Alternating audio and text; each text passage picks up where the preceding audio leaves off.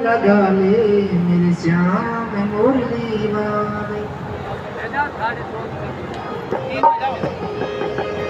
मुझे चरणों से लगा ले मेरे श्याम मुरली वाले।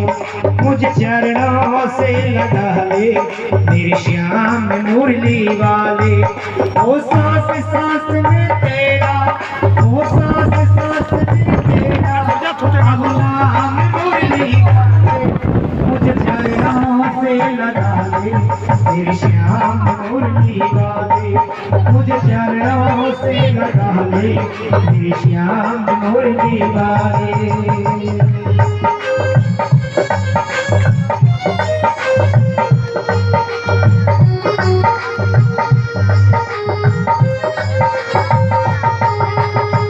भाग्यों की गाना तुमने बिखरता है तारी।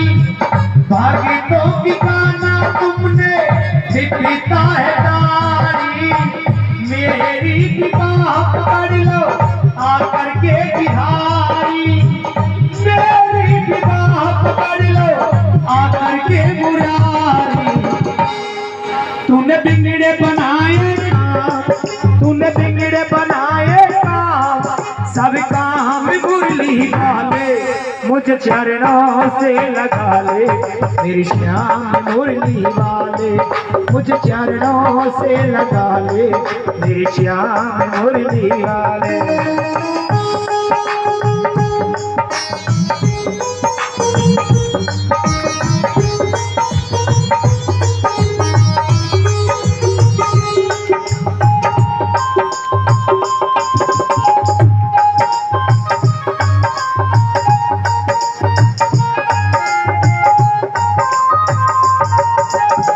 पतझड़ है मेरा जीवन बन के बाहर आजा।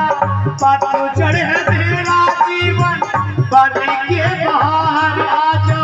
सुन ले पुकार गाना,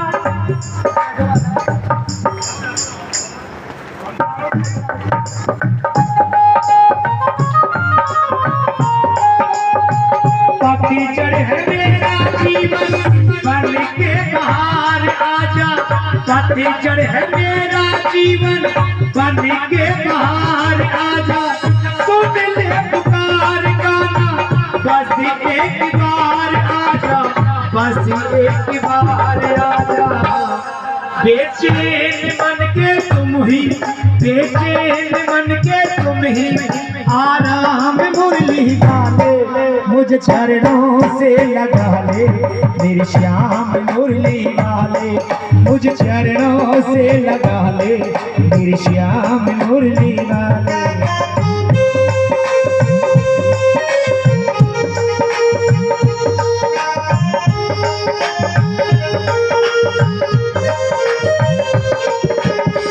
तुम्हें हो दया के सागर, मैं हूँ जन्मों की प्यासी।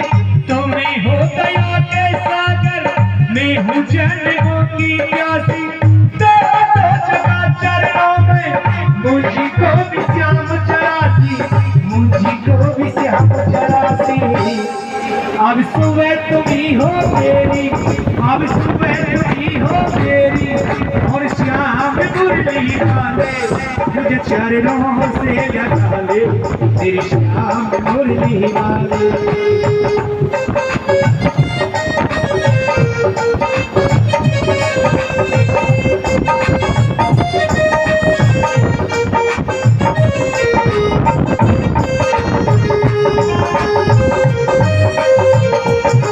मेरी सांस सांस में तेरा, मेरी सांस सांस में तेरा, मेरी सांस सांस में तेरा अब नाम मुरली वाले।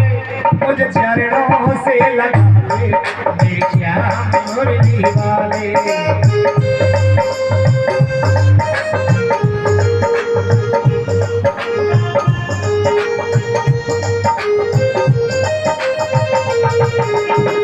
भाग्यों की गाना तूने बिखरता है तारी। भाग्यों की गाना तूने बिखरता है तारी। मेरी भी बात पकड़ ले आकर के मुरारी, आखर के मुरारी। बेचैन मन के तुम ही, बेचैन मन के तुम ही, आराम मुरली वाले निज चरणों से मुझ चरणों से। आपसे भजन इसलिए गवाता हूँ भैया, मैंने कल भी बताया था, मुझसे नाराज भी हो जाते हैं लोग इसी बात को लेकर। मेरे ठाकुर जी को सबसे ज्यादा अगर प्रिय है तो सजना, और उसके बाद हाँ गोपाल जी को जितना सजाओगे उतनी ही कृपा बरसाएगा। आपके गांव में तो गोपाल जी बहुत कम लगते हैं, नहीं है ना गोपाल जी? गोपाल जी को सजना और मेरे गोपाल जी को भजन सुनना बहुत प्रिय लगते हैं। मैं चाहता हूँ आप भी कहें, पता नहीं ठाकुर जी किस बात पर बीत जाए और आपका कृपा करते हैं। मुझे चरणों से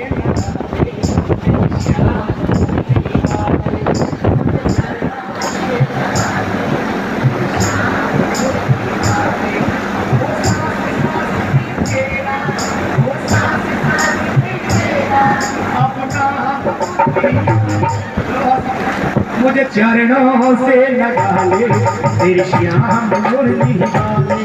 मुझे चरणों से लगा ले तेरी श्याम मुरली वाले। बोलो बाबा बिहारी लाल की।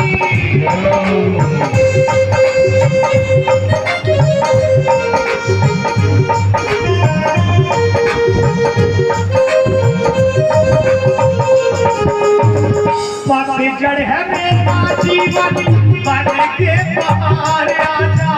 पतझड़ है मेरा जीवन बन के बाहर आजा।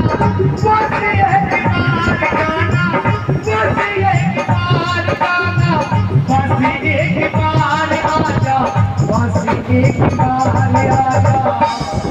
अब सुबह तुम्ही हो मेरी, अब सुबह तुम्ही हो मेरी, और श्याम मुरली वाले। मुझे चरणों से लगा ले मेरी श्याम मुरली वाले। मुझे चरणों से लगा ले मेरी श्याम मुरली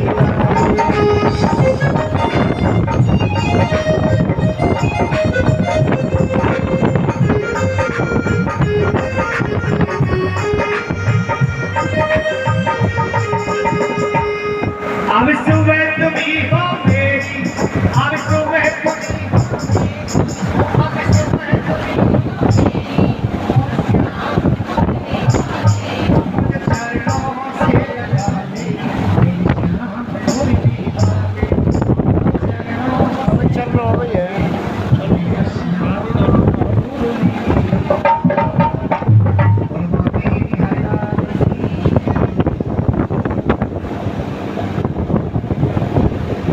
आइए कथा पर जाएंगे।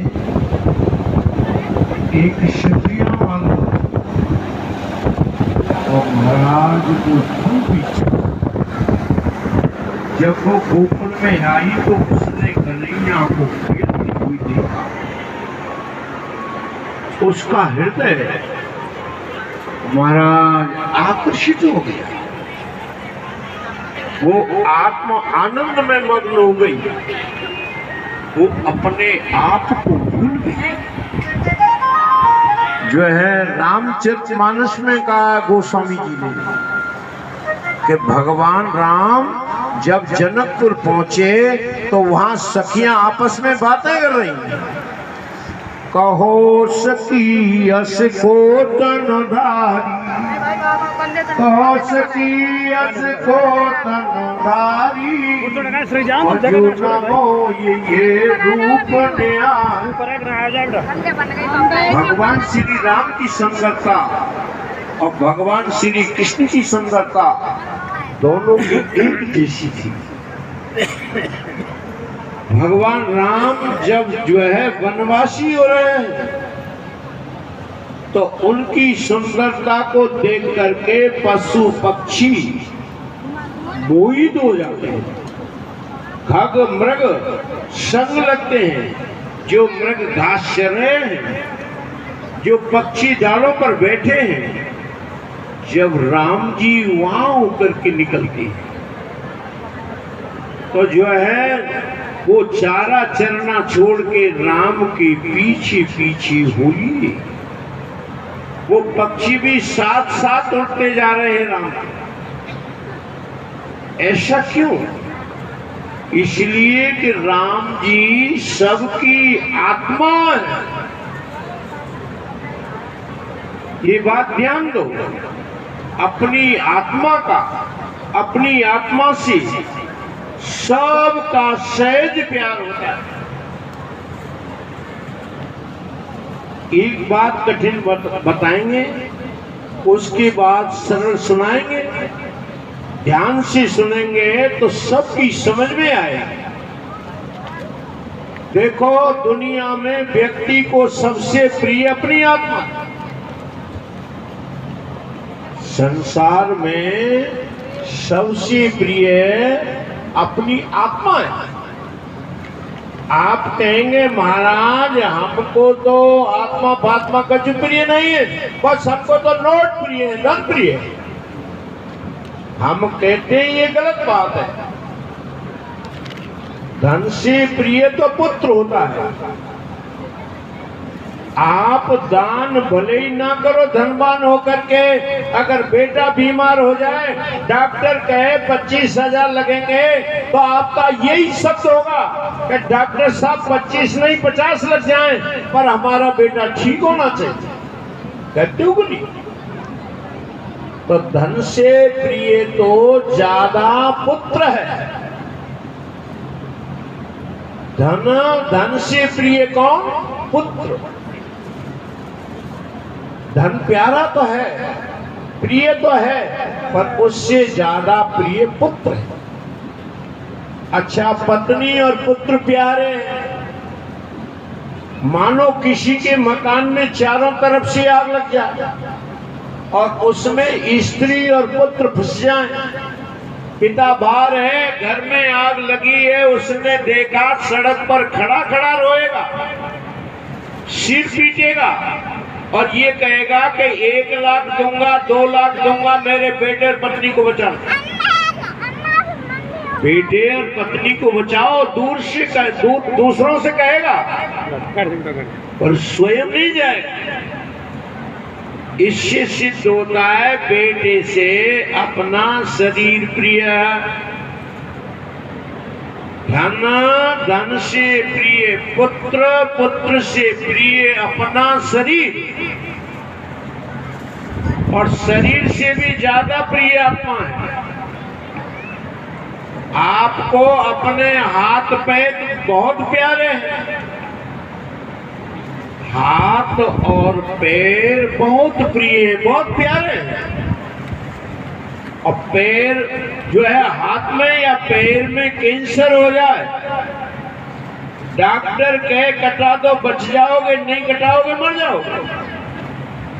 आप कहोगे कि शरीर का अंग कट जाए पर हम जीवित रहें। तो धन से प्रिय पुत्र, पुत्र से प्रिय अपना शरीर। और शरीर में जब भयानक दुख आते हैं, शरीर में भयानक कष्ट जब होते हैं, तो फिर व्यक्ति कहता है हे परमात्मा हमारा शरीर छुड़ा दे, इससे हमें छुट्टी दे दे, हम मर जाएं, मतलब हम शरीर से अलग हो जाएं। अंत में आत्मा ही सबसे ज्यादा प्रिय है। संसार में सबसे ज्यादा प्रिय अपनी आत्मा। दूसरी बात और ध्यान से समझ लेना, दुनिया में आपने जिससे प्यार किया होगा उससे आपका प्यार घटता बढ़ता रहा होगा, लेकिन अपनी आत्मा से कभी प्यार घटता बढ़ता नहीं है। आपको बाहर के पदार्थों से वैराग्य हो जाता है, घृणा हो जाती है, लेकिन आत्मा से कभी वैराग्य हुआ है? इसका मतलब है कि दुनिया में सबसे ज्यादा प्रिय अपनी आत्मा है। सहज प्यार होता है, बाकी दुनिया से तो किसी कारण से प्यार होता है, किसी स्वार्थ से होता है। हर व्यक्ति स्वार्थ को लेकर के ही प्यार करता है, थोड़ा दे करके ज्यादा लेना चाहता है, ऊपर से वो अपना त्याग भी दिखाता है कि नहीं जी हम तो निस्वार्थ भाव से सेवा करना चाहते हैं, लेकिन अंदर उसमें कुछ ना कुछ कारण स्वार्थ है। दुनिया के जितने भी नाते हैं सब आर्टिफिशियल है, ऊपर ही ऊपर है, लेकिन आत्मा से जो नाता है, आत्मा सबसे प्रिय है। श्रीमद् भागवत जी में लिखा है कि भगवान श्री कृष्ण क्या है, बोले सभी प्राणियों की आत्मा है।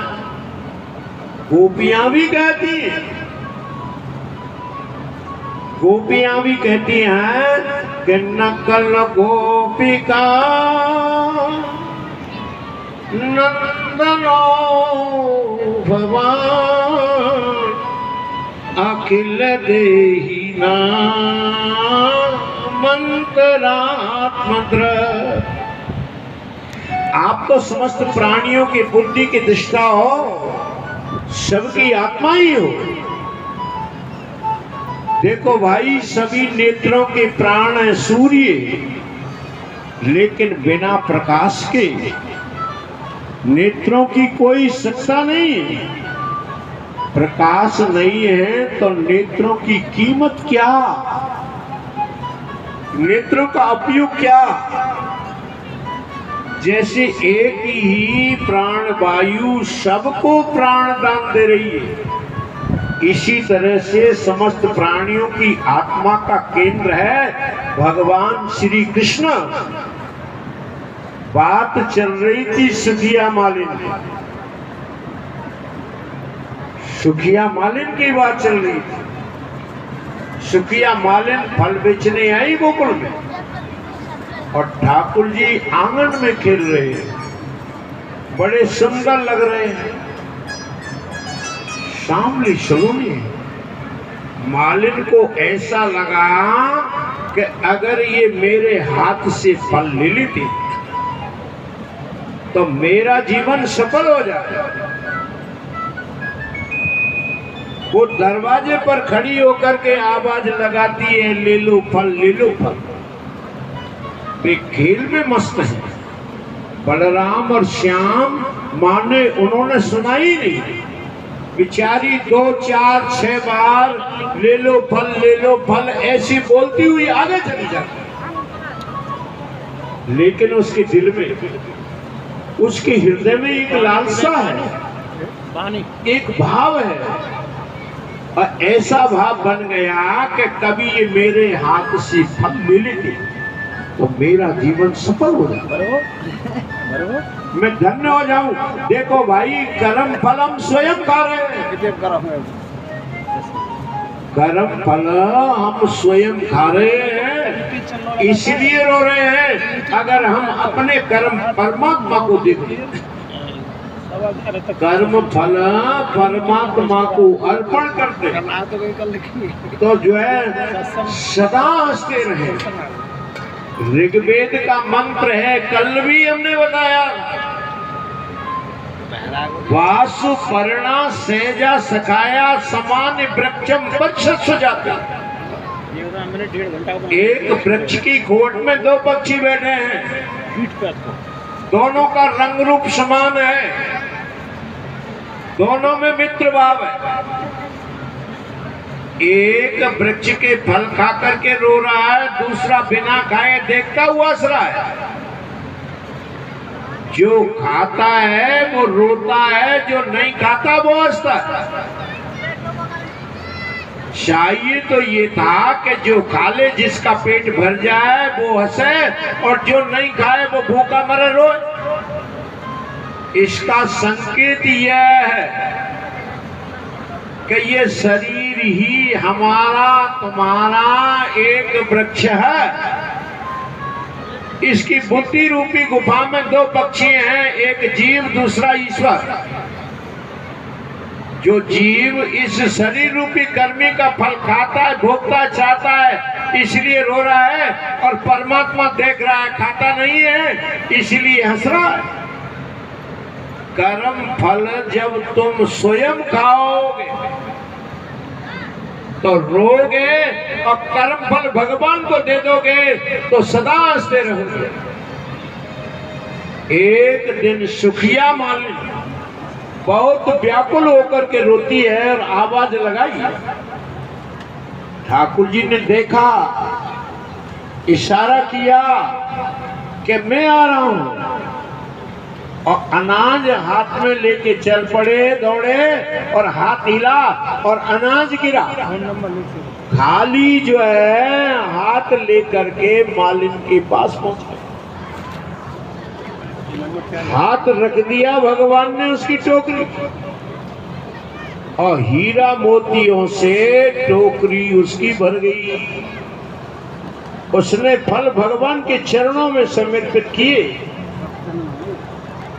जिस दिन आप अपने कर्मों का फल भगवान को दे दोगे, उसी दिन आपकी झोली हीरा मोतियों से भर जाएगी। रविंद्रनाथ टैगोर ने एक गीतांजलि नाम की पुस्तक लिखी है। उसमें एक भाव लिखते हैं कि मैं एक दिन भिक्षा लेने गया, कई घरों से मैंने भिक्षा मांगी, मुझे कुछ ज्वार के दाने मिले। वो अपनी झोली में वो दाने संभाल करके चल रहा था, और सामने से एक और भिखारी आ गया, और उसने जो है मेरे पास आके ही अपना हाथ बढ़ाया कि मुझे दे दो, मुझे दे दो।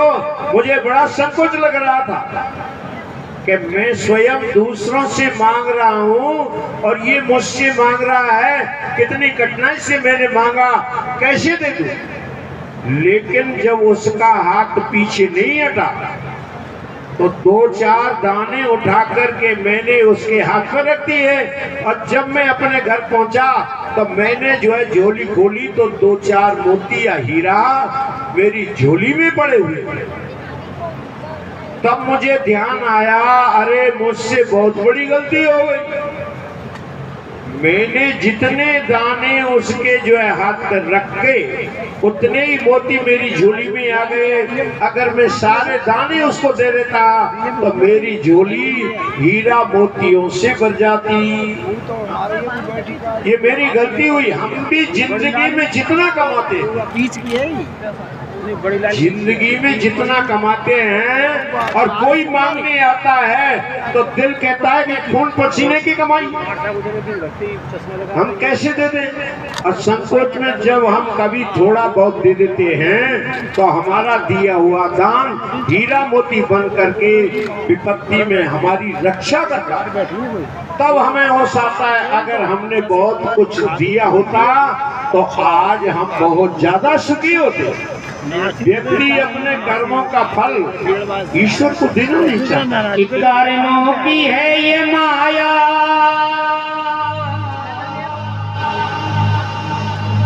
कर्मों के खेल सारे, कर्मों के इस जहां में क्या क्या अजब नजारे, क्या क्या अजब नजारे। कर्मों की है ये माया, कर्मों के खेल सारे, कर्मों के इस जहां में क्या क्या अजब नजारे, क्या क्या अजब नजारे।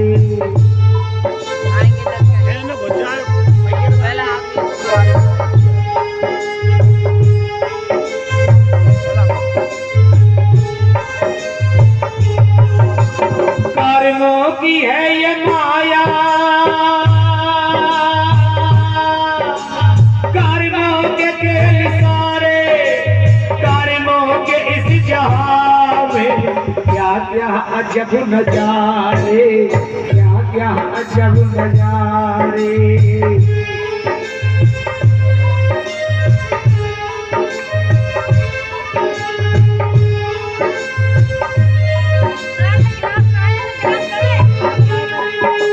कर्मों से ही बनी है तकदीर आदमी की, कर्मों से ही बनी है तकदीर आदमी की।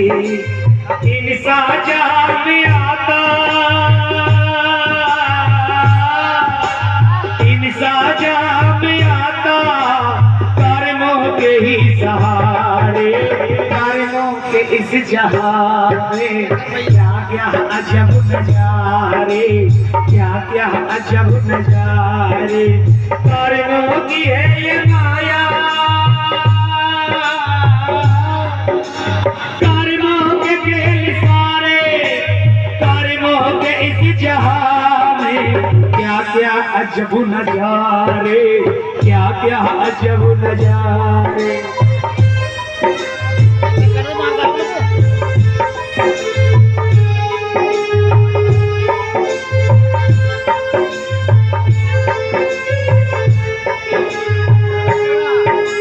मजदूरी कोई भूखा कोई गिल करे खाए, अरे मजदूरी कोई भूखा कोई गिल करे खाए। कोई रोशनी को तरसे, कोई रोशनी को तरसे, कोई लूटता नजारे। कर्मों के इस जहां में क्या क्या अजब नजारे, क्या क्या अजब नजारे। कर्मों की है ये माया, कर्मों के खेल सारे, आप दो मांगो, आप दो के इस जहां में क्या क्या अजब नजारे, क्या क्या अजब नजारे।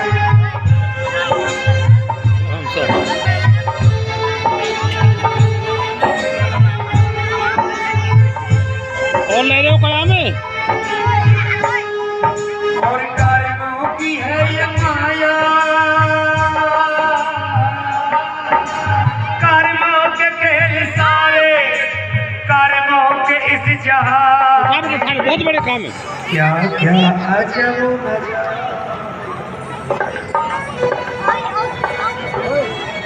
राम सा और लगा दे नाम किनारे, लवैया वाली नाम है मेरी। और लगा दे नाम किनारे, और राधा के भरतारे, लगा दे नाम किनारे, ना पड़े ना साहब नाम किनारे और राधा के भरतार, लगाए तेरे नाम किनारे थे और राधा के भरतार।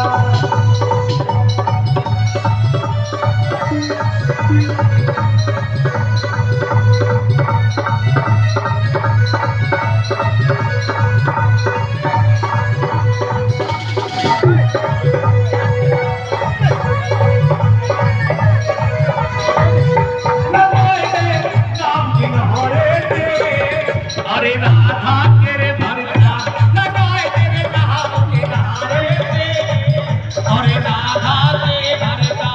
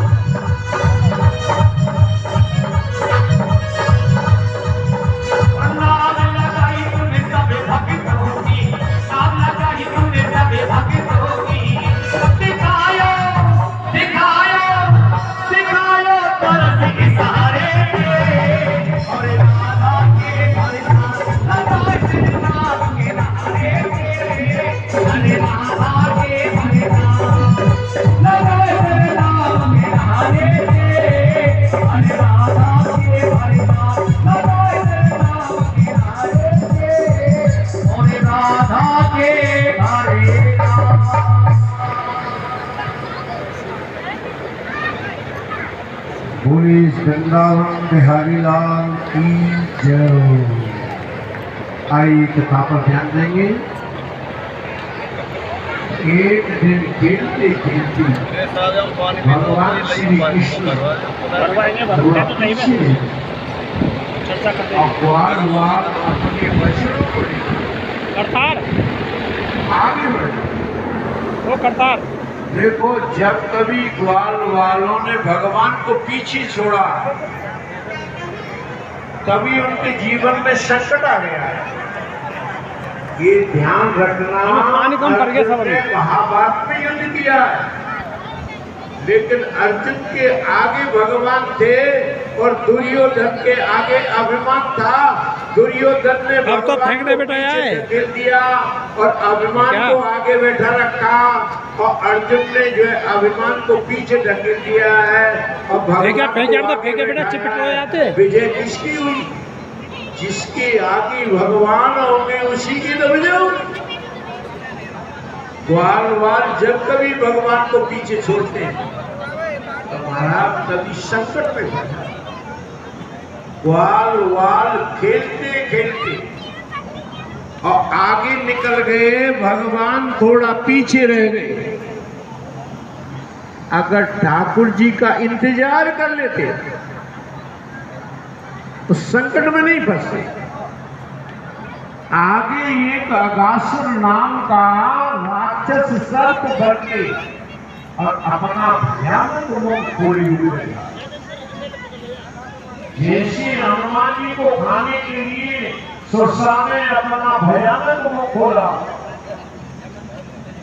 बस ठीक इसी प्रकार बड़ा विशाल पर्वत के समान मुंह खोले हुए ग्वाल वालों ने उस अजगर को देखा।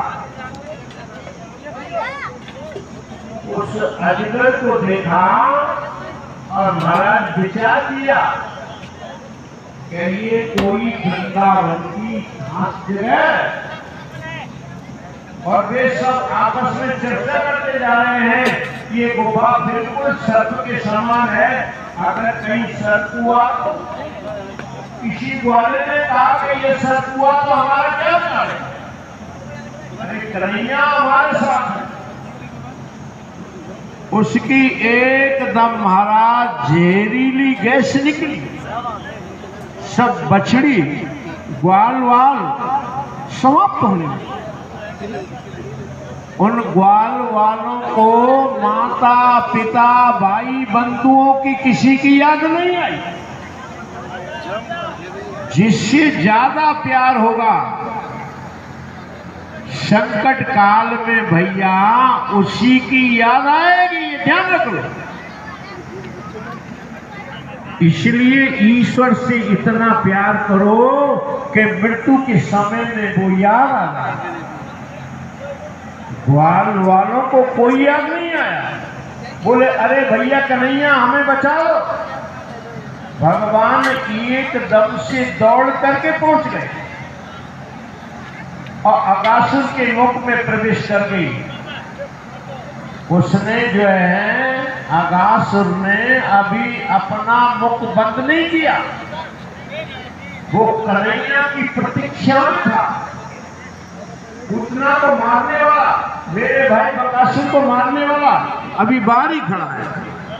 भगवान जल्दी से जाकर उस अगासुर के मुख में प्रवेश कर गए और भगवान ने दुनिया को ये बता दिया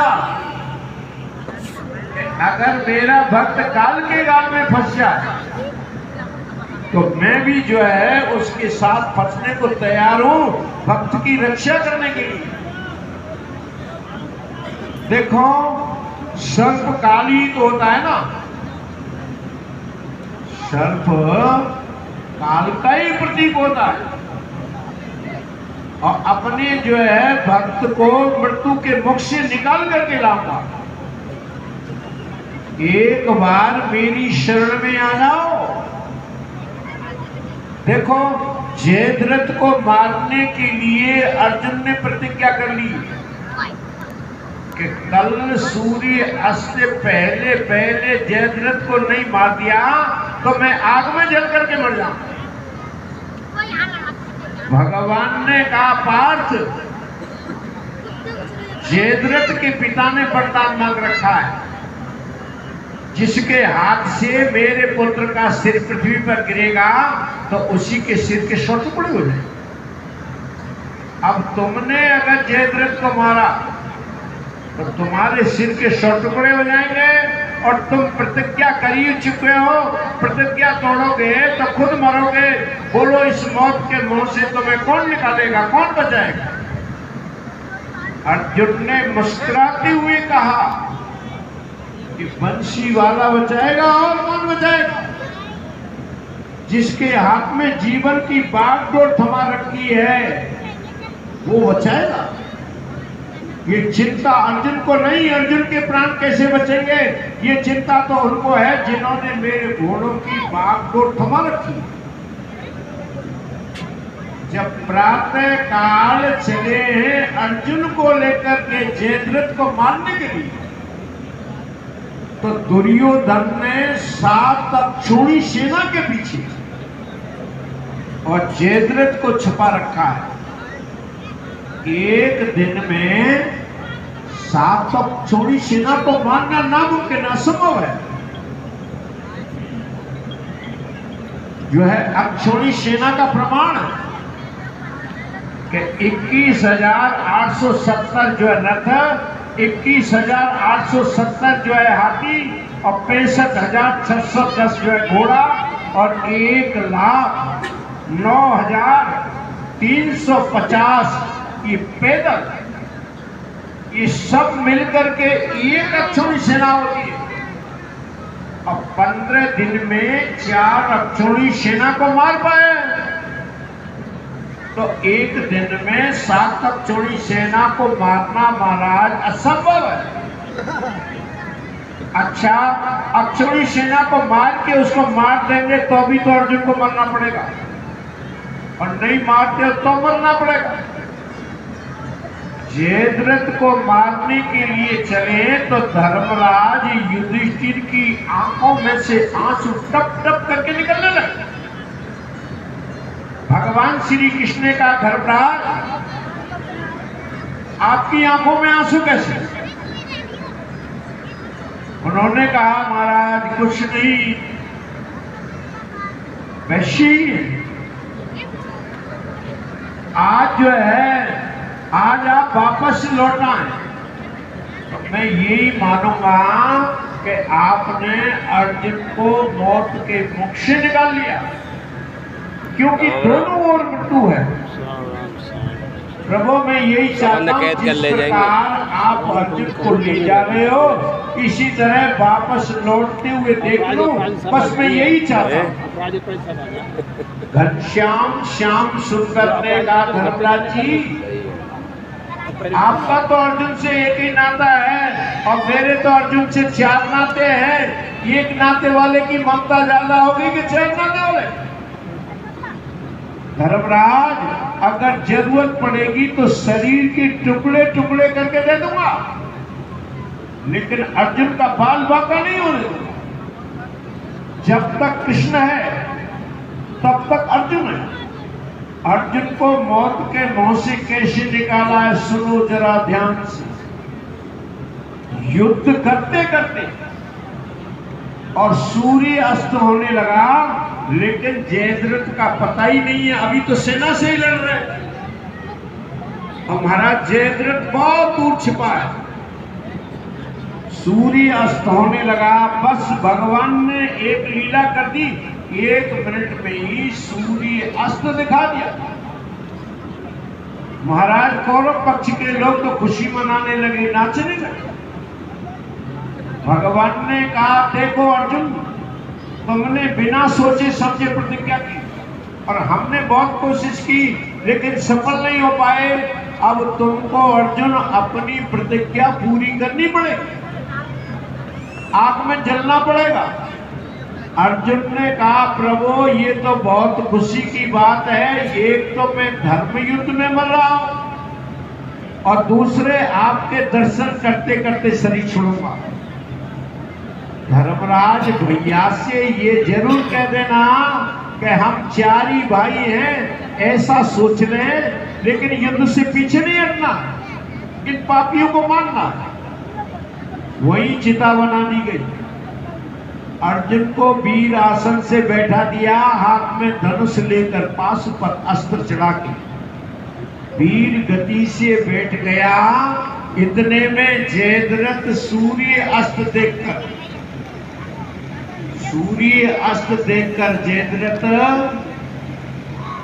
और सामने आ गए, और सामने आकर के हंसता हुआ कहता है अर्जुन से कि अरे गीदड़, सिंह को मारने की प्रतिज्ञा करता है, अब मार दिया जो है जयद्रथ को, अब कुत्ते की मौत करके मरेगा, आत्महत्या करके जलेगा। बड़ा विश्वास था तुझे कृष्ण के ऊपर, क्या किया तेरे कृष्ण? अगर जो है कृष्ण ईश्वर है तो बचा लेते तुझको, तब हम जानते यहाँ के कृष्ण ईश्वर। महाराज अर्जुन एकदम से तिलमिला गया। अर्जुन के सामने कोई कृष्ण की निंदा नहीं कर सकता था, लेकिन आप वचनबद्ध हैं। सूर्य अस्त हो चुका है। भगवान ने कहा शांत अर्जुन शांत, धर्म का पालन करो, धनुष पर बाण चढ़ा लो। अब आग लगने वाली। अर्जुन ने धनुष पर बाण रखा, अरे आग कहां लगानी थी? जो है सुदर्शन चक्र से सूर्य को जो ढक दिया था, उस सुदर्शन चक्र को हटा दिया, प्रकाश दिखाई देने लगा। अब भगवान ने कहा अर्जुन देखो देखो, अभी सूर्य अस्त नहीं हुआ है और वो गीदड़ कहने वाला तुम्हारे सामने खड़ा हुआ है। भगवान ने कहा जयद्रथ सावधान हो जाओ, अभी सूर्य अस्त नहीं हुआ है। उसने भी बाण उठा लिया और अर्जुन ने भी पाशुपत अस्त्र को उठा लिया। भगवान ने कहा अर्जुन छोड़ दो निशाना वाल, और जो है अर्जुन ने बाण छोड़ा और वो जयद्रथ की गर्दन लेके उड़ा। और जयद्रथ का पिता भरत क्षत्रिय स्नान करके सूर्य को जल दे रहा था। उस बाण ने जयद्रथ के पिता की हाथों की अंजलि में और जयद्रथ का सिर रखा, और जयद्रथ के पिता के हाथों से ही जयद्रथ का सिर पृथ्वी में गिरा, और जयद्रथ के पिता के सिर के 100 टुकड़े हो गए। और जो अर्जुन का बाल बांका नहीं हुआ, और देवता पुष्प वर्षा के बाजे बजाते जय जयकार करते हैं। बोली वृंदावन बिहारी लाल की जय। तो परमात्मा अपने भक्त को मौत के मुख से भी निकाल देते, लेकिन जो उसका हृदय से बनता है तब ना। ग्वाल वाल मर चुके थे, बछड़े भी मर चुके थे उस अघासुर के पेट में, लेकिन प्रभु ने पहले तो अपना शरीर बढ़ा के उस अघासुर को मारा। उस अघासुर का पेट फट गया, और फिर ग्वाल वालों को अपनी अमृत में दृष्टि से देखा, जिससे सभी ग्वाल वाल जीवित होकर के बाहर निकल आए। और उसकी आत्मा माने अघासुर की आत्मा भी परमात्मा में लीन हो गई। परीक्षित ने कहा कि प्रभु ये अघासुर तो बड़ा पापी था, भगवान ने इसको भी मुक्त कर दिया। श्री सुखदेव जी ने कहा राजन, जब परमात्मा की मानसिक मूर्ति बनाकर और उनका स्मरण करते हुए मरते वो मुक्त हो जाते हैं, तो भगवान श्री कृष्ण तो अघासुर के गले में खड़े रहे। वो नरक में कैसे जा सकता है, उसका भी भगवान ने उद्धार किया। और देवता पुष्प वर्षा के बाजे बजाते जय जयकार करते हैं। बोली वृंदावन बिहारी लाल की जय हो। नचाए होगा, अब नचवाएंगे। बोलो बांके बिहारी लाल की जय।